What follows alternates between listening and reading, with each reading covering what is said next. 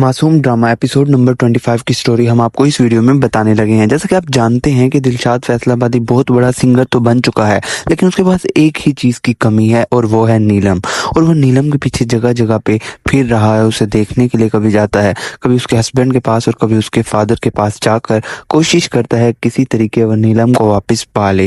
लेकिन नीलम अब किसी और की हो चुकी है और उसका बाप कहता है कि उसने ये फैसला किया है कि अब वो नीलम की शादी जहाँ पे भी कर दी है और उसने जो भी नीलम के लिए फैसला किया है वही फैसला दुरुस्त है। जिस पर दिलशाद फैसलाबादी उदास हो जाता है। दिलशाद फैसलाबादी, जैसे कि आपने पिछले एपिसोड में देखा था कि उसके घर गया था और उसके घर जाने के बाद अपने उस जगह को देखा था जहाँ पे वो रहता था।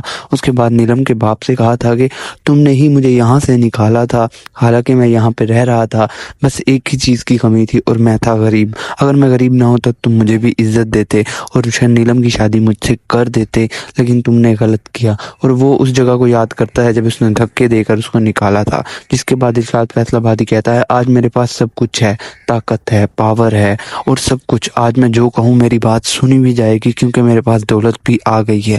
लेकिन एक ही चीज़ है और मेरी एक अमानत तुम्हारे पास है और वो है नीलम। जिस पर उसका बाप कहता है, मैंने जो भी फैसला लिया वो दुरुस्त लिया था और मैं अपने फैसले पर आज भी कायम हूँ और वो मेरी बेटी यानी कि नीलम मेरे फैसले पर ही खुश होगी।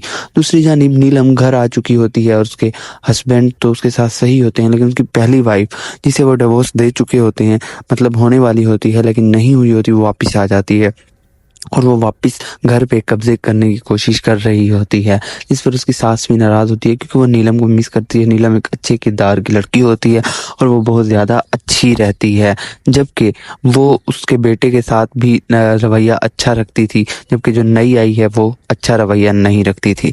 जिस पर उसकी सास भी बहुत ज़्यादा उदास होती है। जबकि यहाँ पे बैठा होता है दूसरी जानिब दिलशाद फैसलाबादी, जो कि अपना नाम भी अब चेंज कर चुका होता है और वो नीलम के घर वाले के साथ बैठकर बातें कर रहा होता है। इसी बातों के दौरान ही वो उससे मुख्तलिफ बातें पूछने लगता है, अपना गाना सुनाता है, जिस पर वो कहता है कि बहुत ज़्यादा अच्छा गाना है और बहुत ज़्यादा अच्छा लगा।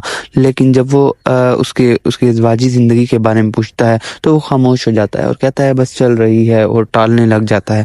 जिस पर दिलशाद फैसलाबादी को आइडिया हो जाता है और इसके बाद आप देखेंगे कि अगला सीन हुआ था पिछले ही एपिसोड में।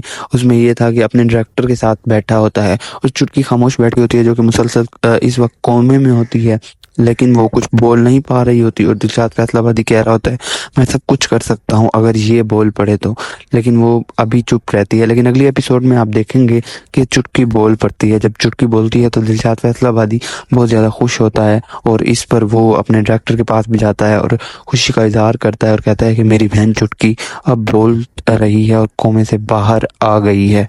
जबकि दूसरी जानिब नीलम भी वापसी अपने ससुराल जाने की तैयारियों में होती है, लेकिन इस बात का उसे इल्म हो जाता है कि दिलशाद फैसलाबादी उसके लिए इधर उधर घूम भी रहा है। अब वो एक मशहूर सिंगर बन चुका है और उसको बहुत ज़्यादा प्यार भी करता है।